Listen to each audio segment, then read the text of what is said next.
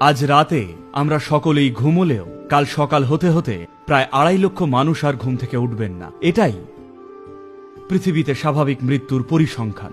আগামীকাল সকালে যখন ঘুম থেকে জাগবেন, চেক করে দেখুন সত্যি বেঁচে আছেন না মৃত। যদি বেঁচে থাকেন, সেটা অন্তত সামান্য আনন্দ করার যোগ্য কারণ কি নয়?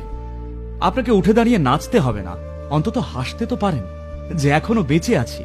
2.5 লক্ষ মানুষ মারা গেছেন, তারাও আপনার আমার মতোই ছিলেন, টুপ নিমেষে তারা উধাও, তাই না?